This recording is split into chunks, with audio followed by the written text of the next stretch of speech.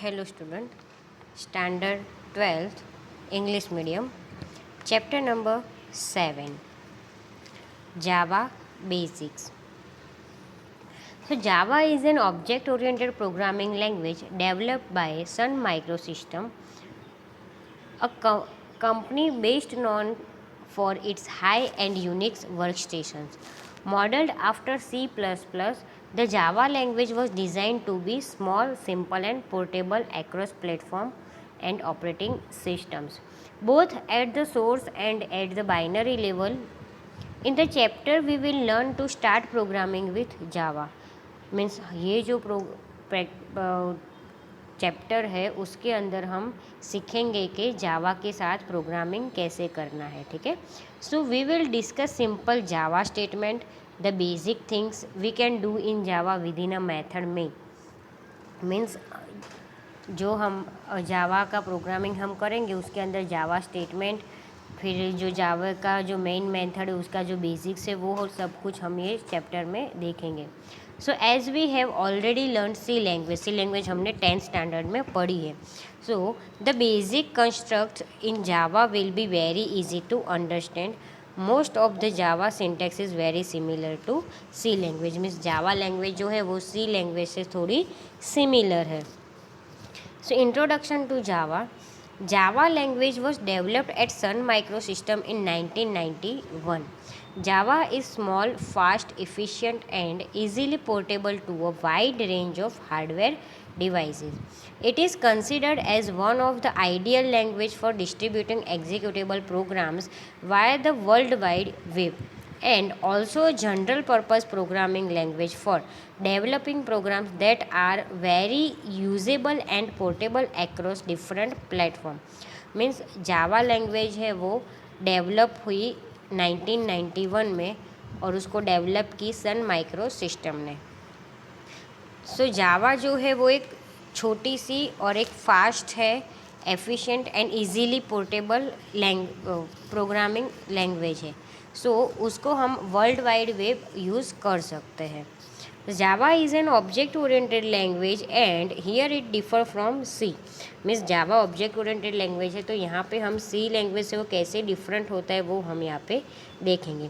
So using Java we can take full advantage of object oriented methodology and its capabilities of creating flexible. Means Java जब हम use करेंगे सो हम लोग को full advantage मिलेगा कि हम लोग ऑब्जेक्ट ओरिएंटेड मैथडोलॉजी है उसका हम यहाँ पे यूज़ करेंगे. फिर उसके अंदर जो हम लोग फ्लेक्सिबिलिटी क्रिएटिंग करेंगे और फिर उसका जो मॉड्यूल बनाएंगे और फिर उसका जो कोड है उसको भी हम रीयूज़ कर सकते हैं. So it includes a set of class libraries that provide basic data type, system input and output capabilities, and other utility functions. These basic classes are part of the Java development kit, यानी उसका short form है JDK. JDK has classes to support networking, common internet protocols and user interface toolkit functions. Because these class libraries are written in Java and they are portable across platforms as all Java applications are. Java is platform independent at both the source and the binary level. Platform independence is a program's capability of being moved easily from one computer system to another. Means Java जो program है वो independent है और वो उसकी जो capability है वो हम एक कंप्यूटर के अंदर से दूसरे कंप्यूटर के अंदर इजीली मूव कर सकते हैं. At the source level, Java's primitive data type have consistent sizes across all development platforms. At binary level, platform independence is possible due to bytecode interpreter. The designers of Java use a combination of compilation and interpretation. The scenario of platform independence is shown in figure 7.1. Means आपको यहाँ पे यहाँ पे आपको बताया गया है कि आपका जो जावा का प्रोग्राम है वो कैसे वर्क करता है. तो यहाँ पे Java source first of all जो हम कोडिंग लिखते हैं वो उसके बाद उसको कंपाइलिंग करेंगे. कंपाइल करने के बाद उसका अगर विदाउट एरर कंपाइल हो जाएगा तो उसका वहाँ पे बाइट कोड का प्रोग्राम बनेगा अपने आप. और फिर यहाँ पे इंटरप्रेटर पे उसका आउटपुट यहाँ पे डिस्प्ले होगा, फिर वो इंटरप्रेटर लिनक्स का हो, विंडोज़ का हो या फिर मैक का हो, ठीक है। So programs written in Java are compiled into machine language for a computer that doesn't really exist. Means जो हम प्रोग्राम लिखते हैं जावा के अंदर वो कंपाइल करने के लिए मशीन लैंग्वेज जो होती है वो मशीन लैंग्वेज कंप्यूटर के अंदर नहीं होती है।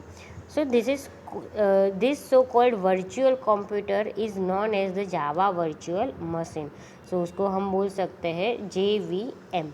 The machine language for the Java virtual machine is called Java bytecode. A different Java bytecode interpreter is needed for each type of computer. Java binary files are actually in a form called bytecodes that is not specific to any other one processor or any operating system. The only disadvantages of using bytecodes is its slow executing speed. Means एक disadvantage है byte code को use करने का कि उसकी जो speed है executing की वो कम है। This are tools available tools to convert Java byte codes into native code. Native code is faster to execute but then it does not remain machine independent. अब हम बात करेंगे क्रिएटिंग सिंपल जावा एप्लीकेशन। यहाँ पे हम एक simple Java program करेंगे। So before we learn the basics of Java programming language, let us begin exploring Java with a simple program that computes phone call charges and update the prepaid balance amount। Means यहाँ पे हम जावा का एक programme करेंगे जिसके अंदर हमको ये देखना है कि फ़ोन कॉल का कितना चार्ज हुआ है एंड जो प्रीपेड बैलेंस है वो कितना है, ठीक है, उसको अपडेट होता रहे। मीन्स अगर आप कभी भी ऐसे फ़ोन करते हो, ठीक है, किसी को, तो अगर आपका बैलेंस वहाँ पे अगर आपने 1 मिनट बात की, अगर आपके फ़ोन में 49 बैलेंस है और आपने 1 मिनट बात की तो उसका 1 रुपया कटा, तो फिर आपको 48 बैलेंस अपडेशन मिलना चाहिए, ठीक है, वैसे। So here we will learn how to create, compile and run Java program. So first, a Java program is composed of classes. It should have at least one class and it must have been method in it. Means जो हमारा Java program है उसके अंदर compulsory एक class होना चाहिए। Means class हमको declare करना होता है वहाँ पे। सो एक क्लास होना चाहिए एंड एक मेथड होनी चाहिए। So C programmers can think of a class as a sort of creating a new composite data type by using struct and typedef. Means जो सी प्रोग्रामर्स होते हैं वो ऐसे उसको इजीली समझ के जो स्ट्रक्ट एंड टाइप डेफ नाम के जो डेटा टाइप से उसको यूज़ करके वो बना देते हैं। तो classes however can provide much more than just a collection of data. Not the type def is not available in Java. Means यहाँ पे जो आपको डेटा टाइप दी गई है तो वहाँ पे जो टाइप डेफ है डेटा टाइप वो जावा के अंदर नहीं होती है। So let us give a name call cost to this Java application and that computes call charges and update balance। Means हम जो प्रोग्राम बनाते हैं वो प्रोग्राम को हम नाम देंगे, मीन्स उसके अंदर जो फंक्शन लेंगे वो फंक्शन का नाम दे देंगे call cost. So to create and execute call cost application we need to perform the following step. Means यहाँ पे आपको स्टेप दिए गए उसको फॉलो करने पड़ेंगे। So create Java source file using any plain ASCII text editor. So हमको यहाँ पे कोई एक टेक्स्ट एडिटर लेना है और टेक्स्ट एडिटर के अंदर हमको हमारा जो प्रोग्राम है वो प्रोग्राम लिखना है जो यहाँ पे आपको बताया गया है। So choose any text editor and type the program as given code listing 7.1। तो यहाँ पे आपको 7.1 में प्रोग्राम दिया गया है, कोडिंग दिया गया है, ठीक है। सो ये जो कोडिंग है वो कोडिंग आपको आपके घर पे जो जावा, अगर उबंटू है तो उबंटू, अगर उबंटू नहीं तो नोटपैड के अंदर भी आप ये जो प्रोग्राम्स है वो लिख सकते हो। If the compiler save the source file with name call cost dot Java. Means जो कोड लिस्टिंग है 7.1 में वो सारा कोड लिखने के बाद आपको फाइल सेव करनी रहेगी और सेव करने के लिए आपको यहाँ पे नाम देना होगा कॉल कोस्ट डॉट जावा। तो कॉल कोस्ट है वो हमारा क्लास है, इसीलिए जब भी आप फाइल का नाम सेव करो तो आपने कोई भी फाइल बनाई हो फाइल के अंदर जो क्लास का नाम लिया है वही क्लास का नाम आपको यहाँ पे लेना है एंड डॉट जावा उसका एक्सटेंशन है। तो आपका क्लास का नाम और पीछे आपको डॉट जावा उसका एक्सटेंशन लिखना है। So Java source files are given the same name as the class they define with an extension of .java. Note that the class name and file name are case sensitive. Means जो file का नाम होता है और जो class का नाम होता है वो केस सेंसिटिव होता है। तो हम लोग ये खास ध्यान रखें कि जो हमने क्लास के नाम में जैसा नाम लिखा है वैसा ही नाम हमको हमारा जो प्रोग्राम हम सेव करते हैं उसके अंदर लिखना है। So if class name is callcost, so file name should be callcost.java. Means अगर हमने यहाँ पे क्लास का नाम callcost लिखा है तो हमको यहाँ पे फाइल को जब सेव करेंगे तो सेम callcost जो कैपिटल C है दोनों वैसे ही लिखना है और .java लिखना है।